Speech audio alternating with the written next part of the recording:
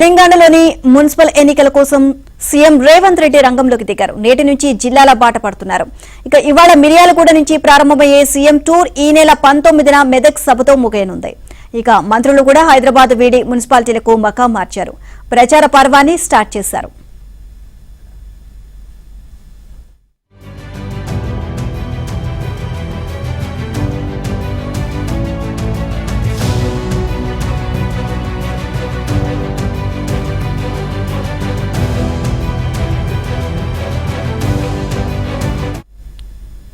America పర్యటన నుంచి వచ్చిన వెంటనే సీఎం రేవంత్ రెడ్డి మున్సిపల్ ఎన్నికలపై ఫోకస్ పెట్టారు.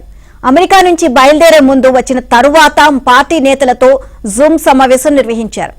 నిన్న మంత్రులతో భేటీ అయ్యారు. పార్టీ నిర్వహించిన సర్వేల నివేదికలపై మంత్రులతో కలిసి సీఎం సమీక్ష చేశారు. సమిష్టిగా నిర్ణయాలు తీసుకుని ఐక్యంగా పనిచేస్తే విజయం పక్కా అని హితబోధ చేశారు. జూబ్లీహిల్స్ కంటోన్మెంట్ ఉప ఎన్నికల్లో వచ్చిన ఫలితాలే దీనికి నిదర్శనము అని సీఎం స్పష్టం చేశారు. అలాగే సామాజిక సమీకరణాల ప్రకారం చైర్మన్లు, మేయర్లను ఎంపిక చేయాలి అని పార్టీ నాయకత్వానికి సీఎం సూచించారు.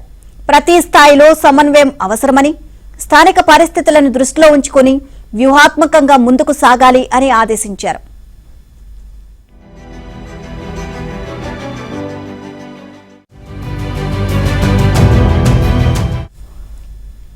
నేటి నుంచి వరుస సభలతో సీఎం రేవంత్ రెడ్డి సుడిగాలి పర్యటనలు చేయనున్నారు.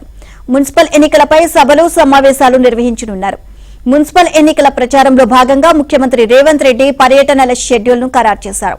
ఇవాళ మిర్యాలగూడలో బహిరంగ సభ నిర్వహించనున్నారు. రేపు కరీంనగర్ జిల్లా చొప్పదండిలో, ఫిబ్రవరి 6న నిజామాబాద్ రూరల్లో, 7న పరిగిలో, 8న భూపాలపల్లిలో నిర్వహించనున్న ప్రచార సభల్లో సీఎం పాల్గొననున్నారు.